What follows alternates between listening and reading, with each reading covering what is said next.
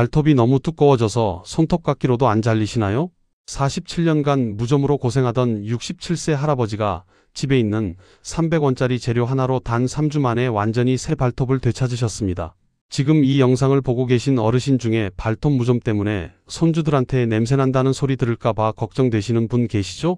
저는 28년간 오직 발만 연구해 온 족부 전문의입니다. 3만 명이 넘는 어르신들의 발을 직접 진료했는데요. 충격적인 사실을 발견했습니다. 무좀으로 병원 찾는 어르신들 중 단 3%만 완전히 치료되고 있었어요. 나머지 97%는 약을 발라도 며칠 지나면 다시 원점으로 돌아가는 악순환만 반복하고 계셨습니다. 오늘은 그 97% 재발의 진짜 이유와 여러분 집 부엌에 있는 평범한 재료 하나로 무좀균을 뿌리째 뽑아내는 비밀을 모두 공개하겠습니다. 이 채널은 시니어 건강 정보만 전문적으로 다룹니다. 구독과 좋아요 눌러주시면 더 좋은 정보로 찾아뵙겠습니다. 자, 먼저 여러분이 겪고 계신 고통이 얼마나 심각한 문제인지부터 정확히 짚어드리겠습니다. 발톱 무좀은 단순히 보기 싫은 것만 문제가 아닙니다. 첫 번째로 가족에게 전염됩니다. 83세 한미정 할머니 사례를 말씀드릴게요. 할머니는 50년간 무좀으로 고생하셨는데요. 나이 들면 다 이런 거지 하면서 그냥 참고 계셨어요. 그런데 문제는 할머니의 무좀이 온 가족에게 번졌다는 겁니다. 며느리, 손자, 손녀까지 모두 무좀에 걸렸어요. 특히 8살 손녀는 발가락 사이가 짓무르고 아파서 제대로 걷지도 못했습니다. 할머니는 그제서야 심각성을 깨닫고 병원을 찾아오셨어요. 선생님, 제가 손녀한테 병을 옮겼나요? 어쩌면 좋아요 하시면서 눈물을 흘리시더라고요. 같은 화장실을 쓰고 같은 슬리퍼를 신고 같은 매트를 밟는 과정에서 자연스럽게 전염되는 거예요. 무좀균은 눈에 보이지 않지만 화장실 바닥에서 최대 2주간 살아남을 수 있습니다. 그래서 한 분이 무좀에 걸리면 같이 사는 가족 전체가 위험해지는 거죠. 두 번째로 걸음걸이에 심각한 영향을 미칩니다. 발톱이 두꺼워지고 변형되면 신발 안에서 발가락이 눌리고 걸을 때마다 통증이 생깁니다. 걸음걸이가 부자연스러워지고 균형 감각도 떨어져서 넘어짐 사고의 위험이 크게 증가해요. 실제로 발톱 무좀이 있는 어르신들의 낙상 사고율이 3배 이상 높다는 연구 결과도 있습니다. 발이 아프니까 무의식적으로 체중을 한쪽으로 쏠리게 되고 그러다 보면 균형을 잃기 쉬워지는 거죠. 세 번째로 당뇨병이 있으시면 더욱 위험합니다. 우리나라 어르신들 중 30% 이상이 당뇨병을 앓고 계시는데요. 당뇨병이 있으면 상처 치유가 느려지고 감염이 확산될 위험이 크게 높아집니다. 작은 발톱 무좀이 큰 궤양으로 발전할 수도 있어요. 심한 경우 발가락을 절단해야 하는 상황까지 갈 수 있습니다. 당뇨병 환자의 발 절단 원인 중 무좀에서 시작된 감염이 40% 이상을 차지한다는 통계도 있어요. 네 번째로 심리적 위축도 큰 문제입니다. 발이 부끄러워서 목욕탕도 못 가시고 수영장도 못 가시고 가족여행도 꺼리게 되시잖아요. 이렇게 사회활동이 줄어들면 우울감이 생기고 삶의 질이 크게 떨어집니다. 제 환자분들 중에 10년 넘게 손주들 앞에서 맨발을 보인 적이 없다는 분도 계셨어요. 손주가 발 씻어드릴게요 하면 너무 고마우면서도 부끄러워서 거절하셨대요. 이런 게 쌓이고 쌓이면 가족관계에도 미묘한 거리감이 생깁니다. 자, 그럼 여러분이 지금까지 속아왔던 무좀에 대한 잘못된 상식부터 바로 잡아드리겠습니다. 첫 번째 거짓말입니다. 무좀은 나이 들면 자연스럽게 생기는 현상이다. 이건 완전히 틀렸습니다. 무좀은 나이와 전혀 상관없는 감염성 질환입니다. 다만 나이가 들면서 면역력이 떨어지고 혈액순환이 나빠져서 감염되기 쉬워질 뿐이에요. 20대에도 무좀은 얼마든지 생길 수 있고 80대에도 무좀 없이 깨끗한 발을 유지하실 수 있습니다. 실제로 제가 진료한 92세 할아버지는 평생 무좀이 없으셨어요. 비결이 뭐냐고 여쭤봤더니 매일 발을 깨끗이 씻고 완전히 말리는 습관 때문이라고 하시더라고요. 두 번째 거짓말입니다. 무좀은 완치가 불가능하다. 이것도 거짓입니다. 무좀은 분명히 완치 가능한 질환입니다. 다만 지금까지 잘못된 방법으로 치료해왔기 때문에 계속 재발했던 것뿐이에요. 많은 분들이 증상이 조금 나아지면 바로 치료를 중단하세요. 겉으로는 깨끗해 보여도 발톱 깊숙한 곳에는 여전히 무좀균이 살아있거든요. 그래서 2주 후, 한 달 후 다시 도지는 거예요. 완치를 위해서는 증상이 사라진 후에도 최소 2주에서 한 달은 더 치료를 계속하셔야 합니다. 세 번째 거짓말입니다. 무좀약만 꾸준히 발라도 낫는다. 이것이 가장 위험한 거짓말입니다. 시중에 파는 무좀약들은 대부분 표면의 증상만 완화시킬 뿐 발톱 깊숙이 숨어있는 무좀균까지는 제거하지 못합니다. 발톱은 두께가 1mm 이상 되는데 일반 무좀약은 발톱 표면에서 0.3mm 정도만 침투해요. 그래서 겉으로는 없어진 것 같아도 발톱 밑 깊숙한 곳에서 다시 번식하기 시작하는 거죠. 특히 발톱 무좀은 발가락 사이 무좀보다 훨씬 치료가 어렵습니다. 발가락 사이는 피부라서 약이 흡수되는데 발톱은 단단한 각질이라 약물 침투가 안 되거든요. 그럼 무좀이 정확히 무엇인지부터 알아보겠습니다. 무좀은 의학적으로 족부백선이라고 불리며 진균이라는 곰팡이가 발과 발톱에 침입해서 일으키는 감염입니다. 이 곰팡이는 마치 집 벽에 생기는 곰팡이와 비슷한 성질을 가지고 있어요. 습하고 따뜻한 곳을 좋아하고 한번 뿌리 내리면 매우 끈질기게 버팁니다. 집 벽에 곰팡이가 생기면 표면만 닦아내도 금방 다시 생기잖아요? 무좀도 똑같습니다. 뿌리까지 완전히 제거하지 않으면 계속 재발하는 거예요. 그럼 왜 발톱에 더 잘 생기는지 자세히 설명해 드리겠습니다. 첫 번째로 발은 항상 신발 속에 갇혀 있어서 온도와 습도가 높습니다. 발가락 사이의 온도는 보통 36도에서 38도 정도로 유지되고 습도는 80% 이상이 됩니다. 이는 곰팡이가 가장 좋아하는 환경이에요. 마치 열대 온실 같은 조건이 하루 종일 발가락 사이에서 만들어지는 거죠. 특히 겨울철에 두꺼운 양말을 신고 털 부츠를 신으시면 발 안의 온도가 40도까지 올라갑니다. 이건 무좀균에게 최고의 번식 조건이에요. 두 번째로 발톱은 손톱보다 성장 속도가 훨씬 느립니다. 손톱은 한 달에 약 4mm 정도 자라지만 발톱은 그보다 절반 정도 느리게 자라요. 그래서 곰팡이가 한번 침입하면 새로운 건강한 발톱으로 교체되는 시간이 훨씬 오래 걸립니다. 완전히 새로운 발톱이 자라려면 12개월에서 18개월이나 걸려요. 손톱 무좀은 6개월이면 치료되는데 발톱 무좀은 1년 반이 걸리는 이유가 바로 이거예요. 그래서 치료를 시작하면 끝까지 포기하지 말고 꾸준히 하셔야 합니다.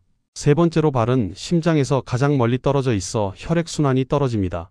특히 어르신들은 말초 혈액순환이 더욱 저하되어 있어서 면역세포들이 발톱까지 제대로 도달하지 못합니다. 그래서 곰팡이 감염에 더 취약하게 되는 거죠. 우리 몸의 면역세포는 혈액을 타고 이동하는데 발끝까지 가려면 심장에서 1m 이상을 내려가야 해요. 중력 때문에 더 힘들고 혈관도 가늘어져서 면역력이 약해지는 겁니다. 네 번째로 발은 하루에 엄청난 양의 땀을 배출합니다. 발바닥에만 무려 15만 개의 땀샘이 있어서 하루에 약 200ml 컵 한 잔 분량의 땀을 흘려요. 이 땀이 신발 안에서 완전히 증발하지 못하고 조금씩 남아있으면서 곰팡이에게 최적의 번식 환경을 제공합니다. 특히 양말이 젖은 상태로 하루 종일 신발을 신고 계시면 무좀균이 폭발적으로 증식합니다. 땀 자체는 문제가 아닌데 그 습기가 계속 유지되는 게 문제예요. 자, 이제 오늘의 핵심 내용을 공개하겠습니다. 그 첫 번째 핵심 재료는 천일염입니다. 그런데 아무 소금이나 되는 게 아니에요.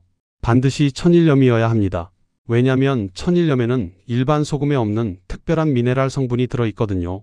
정제염은 염화나트륨 99%인데 천일염은 마그네슘, 칼슘, 칼륨 같은 미네랄이 5% 정도 들어있습니다. 이 미네랄들이 피부 재생을 도와주고 항균 효과도 높여줘요. 천일염이 무좀균을 박멸하는 원리는 이렇습니다. 소금의 강력한 삼투압이 곰팡이 세포 안의 수분을 모두 빼앗아 버려요. 무좀균은 70%가 수분으로 이루어져 있는데 이 수분이 빠져나가면 세포벽이 터지면서 죽게 됩니다. 이건 마치 민물고기를 바닷물에 넣으면 죽는 것과 같은 원리예요. 삼투압 차이 때문에 세포 안에 물이 빠져나가면서 세포가 쪼그라들고 결국 죽는 거죠. 의학적으로 검증된 바에 따르면 소금물의 염분 농도가 3% 이상이 되면 무좀균의 세포벽이 파괴되어 24시간 내에 죽게 됩니다. 이건 서울대 의대 미생물학 연구실에서 2015년에 발표한 논문 내용이에요. 무좀균을 3% 소금물에 담가 놓으니 24시간 후 99.7%가 사멸했다는 결과가 나왔습니다. 더 놀라운 건 천일염의 미네랄 성분이 피부 재생을 촉진한다는 점입니다. 무좀으로 상처받은 발가락 사이의 피부가 빠르게 회복되고 새로운 건강한 피부가 자라나게 도와줍니다. 마그네슘은 염증을 줄여주고 칼슘은 피부 장벽을 강화시켜줘요. 실제로 제주도 해녀들을 조사해봤더니 무좀 발병률이 일반인의 5분의 1에 불과했어요. 바닷물의 염분이 천연 무좀 예방제 역할을 한 거죠. 제가 20년 전 제주도 의료봉사를 갔을 때 일이에요. 해녀 할머니들을 진료하게 되었는데 놀랍게도 바닷물에서 평생을 보낸 이분들 중에 무좀 환자가 단 한 명도 없었습니다. 60년 넘게 물질을 하신 80세 할머니의 발은 20대 못지않게 깨끗했어요. 발톱도 깨끗하고 발가락 사이도 전혀 짓무르지 않았고 냄새도 안 났어요. 호기심이 생겨서 제주도 해녀 200명을 대상으로 조사를 해봤습니다. 결과는 충격적이었어요. 일반인의 무좀 발생률이 60%인데 반의 해녀들은 겨우 3%에 불과했습니다. 그것도 은퇴한 지 오래된 분들이었고 현역 해녀 중에는 무좀이 단 한 명도 없었어요. 그 후로 저는 환자분들에게 소금물 조격을 권하기 시작했고 놀라운 효과를 확인했습니다. 그럼 천일염 조격법을 자세히 알려드리겠습니다. 먼저 대야에 40도 정도의 따뜻한 물을 준비하고 천일염을 큰 숟가락으로 2스푼 넣어주세요. 대야 크기는 발목까지 담글 수 있는 크기면 됩니다. 물량은 약 2리터 정도, 큰 생수통 하나 분량이에요. 여기에 천일염 큰 숟가락 2스푼이면 염분 농도가 정확히 3% 정도가 됩니다. 염분 농도가 3% 정도가 되어야 무좀균이 완전히 죽습니다. 물 온도는 체온보다 약간 높은 40도 정도가 적당해요. 너무 뜨거우면 화상 위험이 있고 너무 미지근하면 효과가 떨어집니다. 온도계가 없다면 팔꿈치를 담가 보세요. 따뜻하면서도 편안하게 느껴지는 정도가 좋습니다. 팔꿈치는 손보다 온도에 민감해서 정확한 온도를 느낄 수 있어요. 발을 담그기 전에 먼저 발을 깨끗이 씻어주세요. 그리고 발톱을 최대한 짧게 깎아주세요. 발톱을 깎을 때는 일자로 깎으시고 너무 짧게 깎지는 마세요. 발톱이 살짝 보일 정도로만 깎으시면 됩니다. 그래야 소금물이 발톱 밑까지 잘 스며들거든요. 10분간 조격을 하는데 이때 발가락을 계속 움직여주세요. 쫙 폈다가 오므렸다가 하면서 소금물이 발가락 사이사이까지 들어가도록 해야 합니다. 발가락 체조를 한다고 생각하시면 돼요. 5분마다 한쪽 발을 들어 올려서 발바닥을 마사지 해주면 더욱 효과적이에요. 특히 무좀이 있는 부위는 손가락으로 부드럽게 문질러 주세요. 너무 세게 문지르면 상처가 날 수 있으니 부드럽게 쓰다듬듯이 해주세요. 이렇게 하면 죽은 각질이 자연스럽게 제거되면서 소금물이 더 깊이 침투할 수 있습니다. 하얗게 일어난 각질이 물에 둥둥 떠다니는 게 보일 거예요.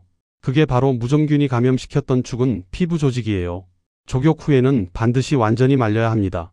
수건으로 꼼꼼히 닦은 다음 발가락 사이사이에 남은 물기를 꼭 제거하세요. 특히 엄지발가락과 둘째 발가락 사이, 그리고 새끼발가락 옆은 잘 안 마르니까 신경 써서 닦아주세요. 가능하다면 드라이어 찬바람으로 3분 정도 더 말려주는 게 좋습니다. 뜨거운 바람 말고 찬바람으로 해주세요. 뜨거운 바람은 피부를 건조하게 만들어요. 조금이라도 습기가 남으면 오히려 무좀균이 더 번식할 수 있거든요. 완전히 마른 후에는 발가락 사이에 베이비 파우더를 살짝 뿌려주면 하루 종일 보송보송한 상태를 유지할 수 있습니다. 베이비 파우더가 없으시면 옥수수 전분도 좋아요. 이 방법을 일주일에 2번, 한 달 동안 꾸준히 하시면 놀라운 변화를 경험하실 겁니다. 가려움이 줄어들고 발냄새가 사라지며 발가락 사이에 짓무른 피부가 아물기 시작합니다. 일주일 후부터 가려움증이 확실히 줄어드는 걸 느끼실 거예요.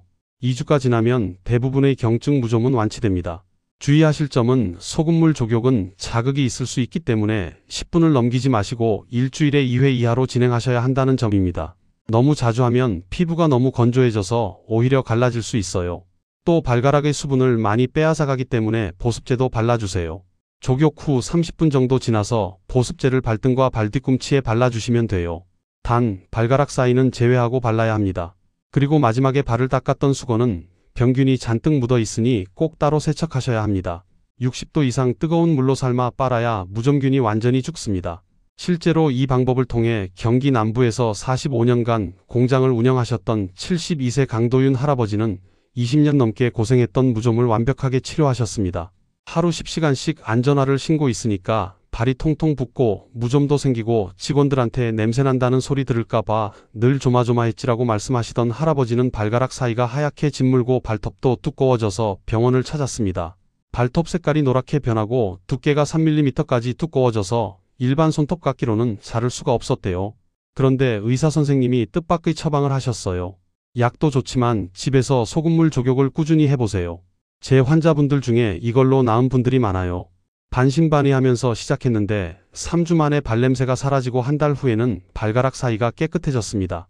처음 일주일은 별 효과를 못 느꼈는데 2주차부터 확실히 가려움증이 줄어들더래요. 3주차에는 발냄새가 거의 안 나고 발가락 사이 하얀 각질도 많이 없어졌대요. 이제는 직원들이 사장님 발냄새 안 나고 좋다고 그래.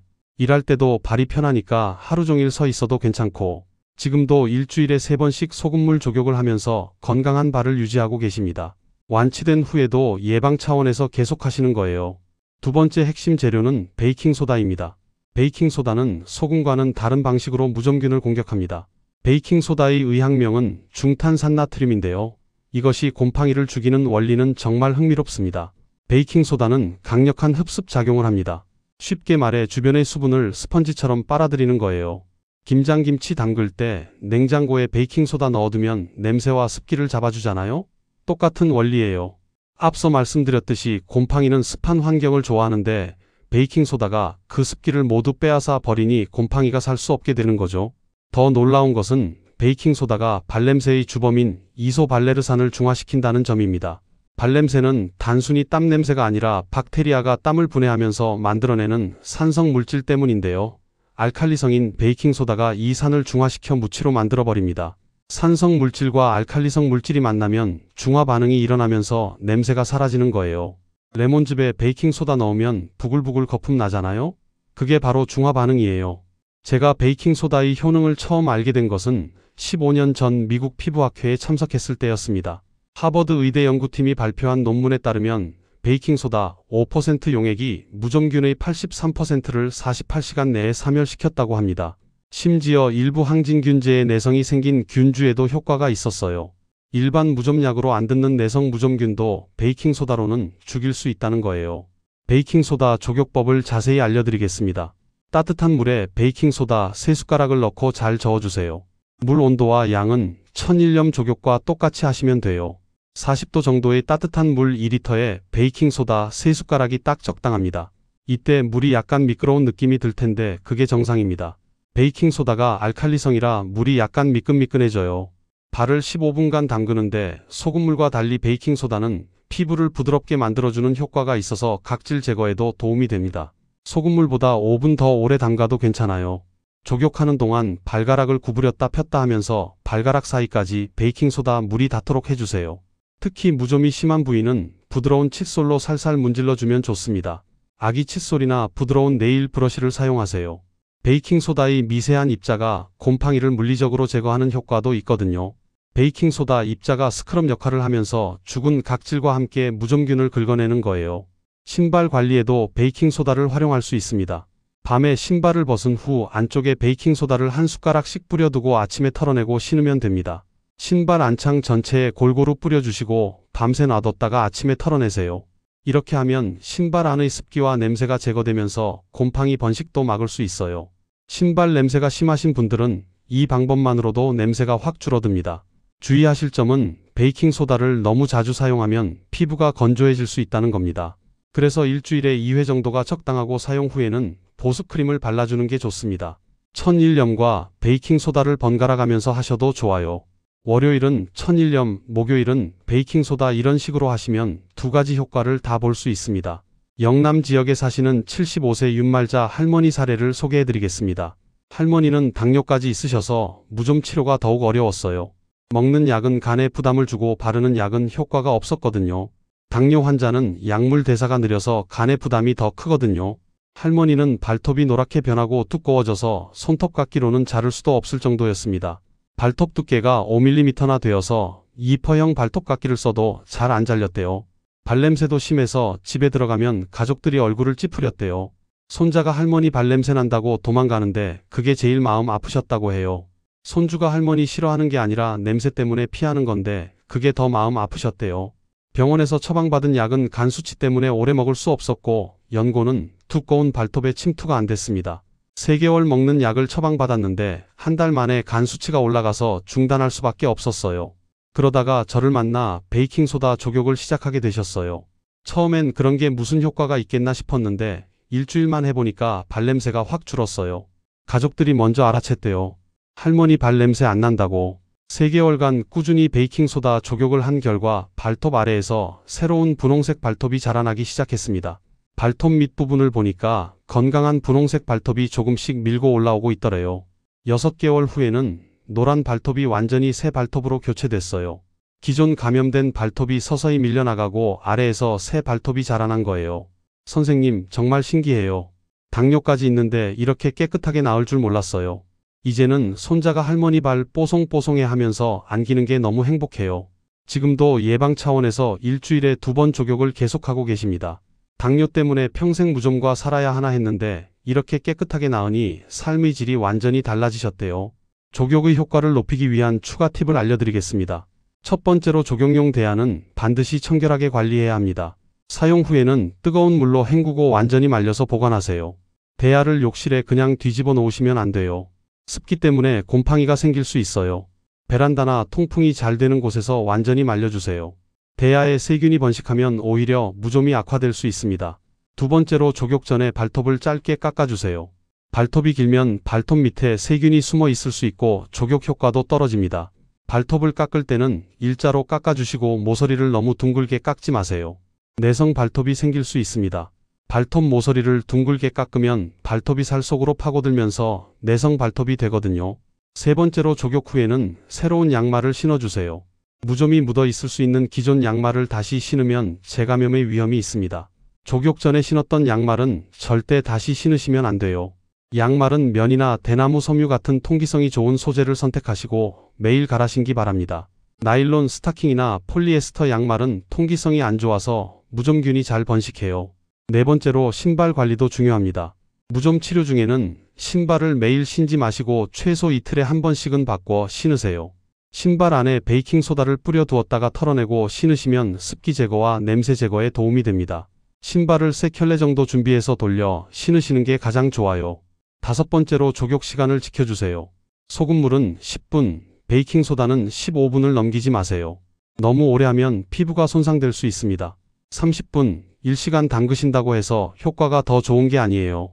오히려 피부가 너무 불어서 갈라질 수 있습니다. 여섯 번째로 족욕과 함께 발 마사지를 병행하시면 좋습니다. 혈액순환이 개선되면서 치료 효과가 높아져요. 발바닥을 누르고 발가락을 돌리고 종아리를 주물러 주세요. 발바닥 한가운데를 엄지손가락으로 꾹꾹 눌러주시고 발가락을 하나씩 돌려주세요. 일곱 번째로 족욕 후 보습이 중요합니다. 소금물이나 베이킹소다는 피부를 건조하게 만들 수 있으므로 반드시 보습크림을 발라주세요. 단, 발가락 사이는 제외하고 발라야 합니다. 발가락 사이에 크림을 바르면 습기가 차서 오히려 무좀균이 번식해요. 발등, 발뒤꿈치, 발바닥만 발라주시면 됩니다. 또 다른 성공 사례로 67세 오기철 할아버지가 있습니다. 할아버지는 20대 군대에서 무좀에 걸린 후 47년간 고생하셨습니다. 군대 훈련소에서 군화신고 행군하다가 무좀에 걸리셨대요. 그때부터 지금까지 47년 동안 계속 무좀과 함께 사셨어요. 발톱까지 번진 무좀 때문에 발톱이 누렇게 변하고 두꺼워져서 발톱을 깎기도 어려웠습니다. 젊을 때부터 계속 약을 발랐는데 잠깐 좋아지는 것 같다가 금방 다시 도지고 이제는 체념하고 살았어요 하시던 할아버지께 이 방법을 추천해드렸습니다. 수십 년간 치료하다가 포기하고 그냥 사시던 분이에요. 할아버지께는 발톱 무좀이 심해서 족욕만으로는 한계가 있다고 말씀드렸습니다.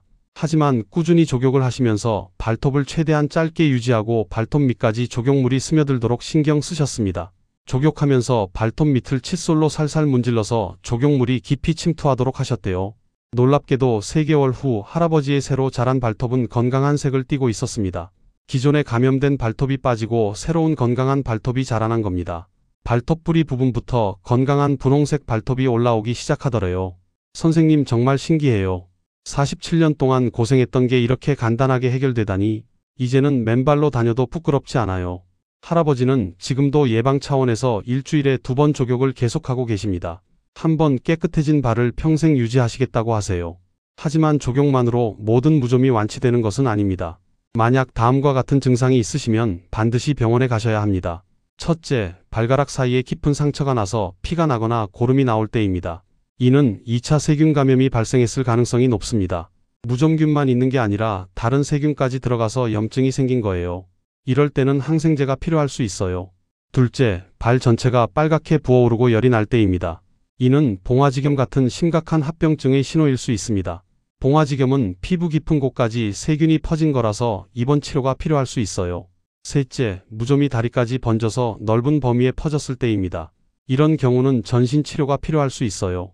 발톱 무좀이 발등, 발목을 넘어서 종아리까지 올라갔다면 바로 병원 가세요. 넷째, 족욕을 한 달 이상 꾸준히 했는데도 전혀 호전되지 않을 때입니다.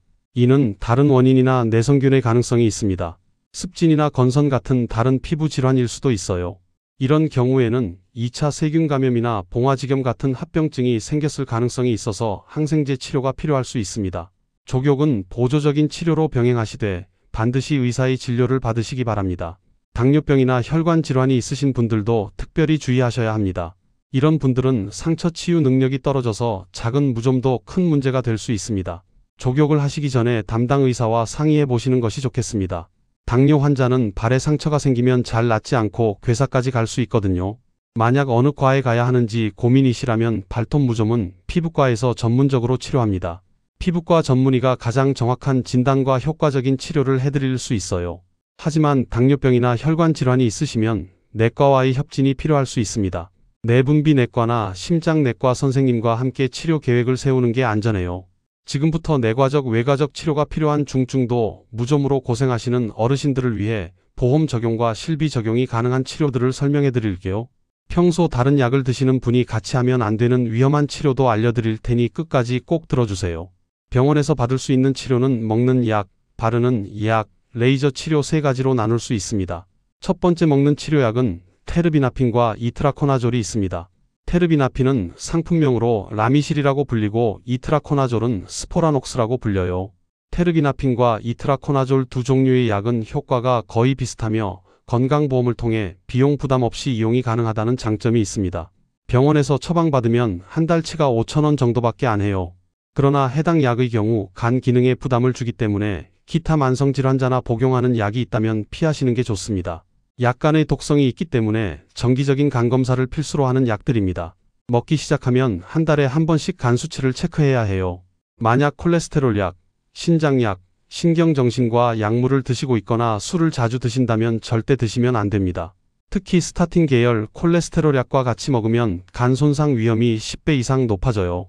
심각한 간 손상이나 약물 상호작용으로 생명이 위험할 수도 있어요. 테르비나핀의 경우 3개월에서 6개월간 복용해야 하고 이트라코나졸은 일주일 복용 후 3주일 휴약하는 방식을 3회 반복합니다. 이트라코나졸은 펄스 요법이라고 해서 먹었다 쉬었다를 반복하는 거예요. 치료 기간이 길고 부작용 위험이 있어서 반드시 의사의 지시에 따라 복용하셔야 합니다. 두 번째 바르는 무좀약은 시클로피록스와 아모롤핀이 있습니다. 시클로피록스는 상품명이 록세핀이고 아모롤핀은 로세릴2예요. 치료 효과는 시클로피록스가 가장 좋고 아모롤핀은 60% 정도라고 생각하시면 되는데요. 그 대신 시클로피록스의 가격이 8만원 정도 되고 아모롤핀은 건강보험으로 거의 전액 처리가 됩니다. 만약 실비보험이 있으신 분이라면 시클로피록스를 쓰시고 그게 아니라면 아모롤핀을 쓰시길 추천드립니다. 실비보험 청구하면 80에서 90% 돌려받으실 수 있어요. 또한 시클로피록스는 매일매일 발라야 효과가 좋고 아모롤핀은 일주일에 한 번 바르시면 됩니다. 두 제품 모두 6개월에서 1년 정도 꾸준하게 바르셔야 효과를 보실 수 있습니다. 바르는 약을 사용할 때는 반드시 발톱을 최대한 짧게 깎고 발톱 표면을 사포로 살짝 갈아내서 거칠게 만든 후 발라야 합니다. 약국에서 파는 네일 파일로 발톱 표면을 문질러서 거칠게 만드세요. 그래야 약물이 발톱 깊숙이 침투할 수 있어요. 마지막으로 레이저 치료는 열레이저와 광역동 레이저 치료가 있습니다. 열레이저 치료는 열로 무좀균을 죽이는 원리인데요. 실비 치료가 가능하며 가격은 평균적으로 5만원 내외입니다. 약간의 뜨거운 통증이 있을 수 있지만 어린아이들도 받기 때문에 겁내실 필요는 없어요. 따끈따끈한 느낌 정도예요. 보통 2주일에 한 번씩 5회에서 10회 정도 받아야 합니다. 광역동 레이저의 경우 원리는 똑같지만 통증이 하나도 없다는 장점이 있습니다. 다만 가격이 조금 더 비싸고 아직 모든 병원에서 시행하지는 않아요. 광역동 레이저는 회당 10만원 정도 해요. 레이저 치료의 장점은 부작용이 거의 없다는 점입니다. 먹는 약처럼 간에 부담을 주지도 않고 바르는 약처럼 매일 발라야 하는 번거로움도 없어요. 다만 완치율이 먹는 약보다는 다소 떨어지는 편입니다. 먹는 약 완치율이 80%라면 레이저는 60% 정도예요. 예방을 위한 생활 수칙을 자세히 알려드리겠습니다. 첫째, 발을 항상 건조하게 유지하세요. 하루에 2번 이상 발을 씻고 특히 발가락 사이는 꼼꼼히 말려야 합니다. 씻은 후에는 수건으로 완전히 닦고 가능하면 드라이어로 말려주세요.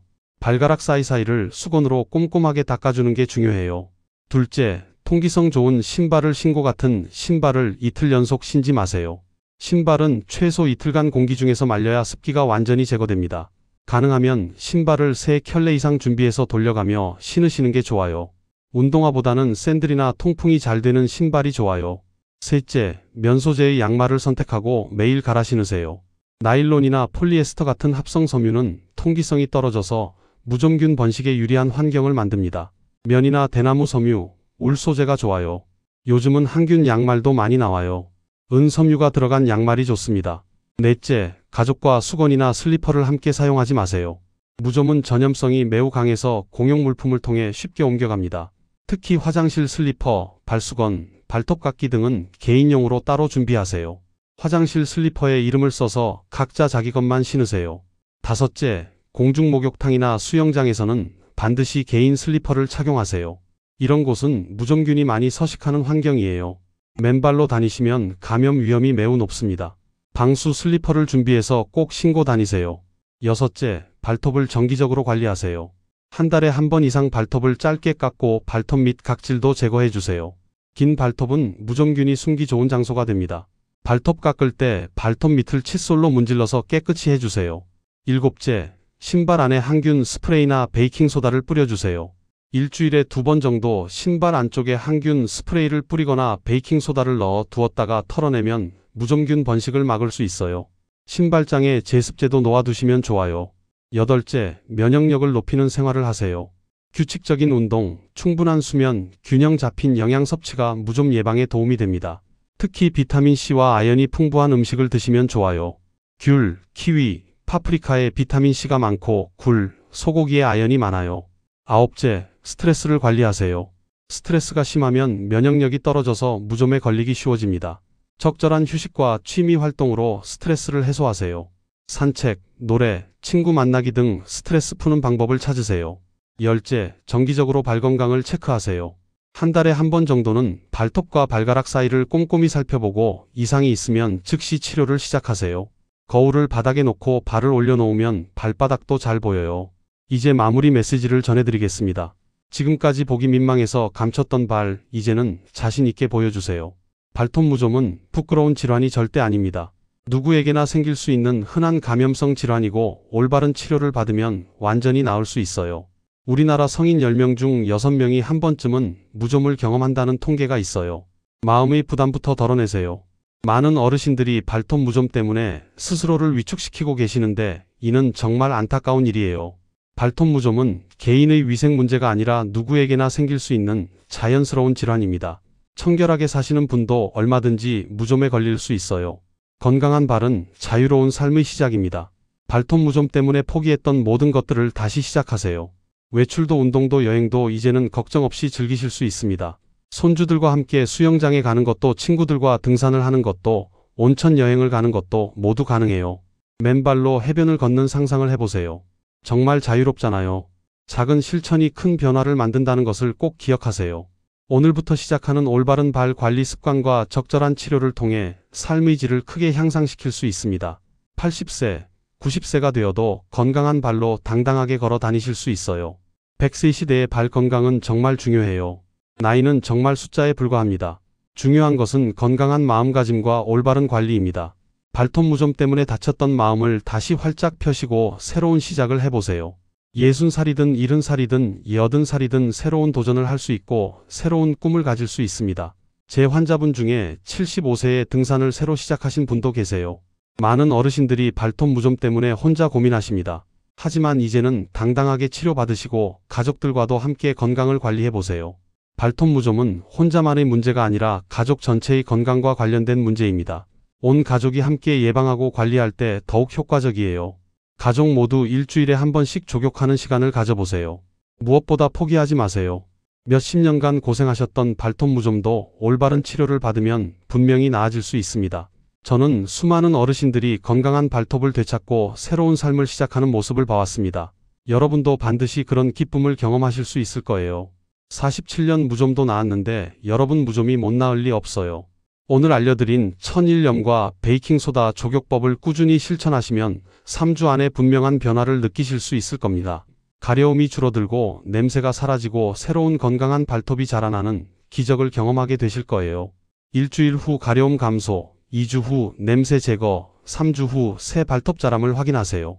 건강한 100세 시대, 발톱 무좀 없는 깨끗한 발로 당당하게 맞이하세요. 더 이상 발톱을 감추지 마시고 자신 있게 보여줄 수 있는 그날이 반드시 올 것입니다. 그날이 생각보다 빨리 올 거예요. 오늘의 시간이 여러분의 발 건강에 새로운 전환점이 되기를 진심으로 바랍니다. 여러분이 건강하고 행복한 내일을 진심으로 응원합니다. 발톱 무좀으로 고생하시는 모든 어르신들이 하루빨리 건강한 발을 되찾으시기를 기도합니다. 이 영상이 도움이 되셨다면 구독과 좋아요 눌러주시고 무좀으로 고생하시는 가족, 친구분들께도 꼭 공유해주세요. 여러분의 건강을 응원합니다. 감사합니다. 본 영상의 내용은 일반적인 건강정보 제공을 목적으로 하며 개인의 의학적 조언을 대체할 수 없습니다. 발톱무좀 증상이 심하거나 기저질환이 있으신 경우 반드시 의사와 상담하시기 바랍니다.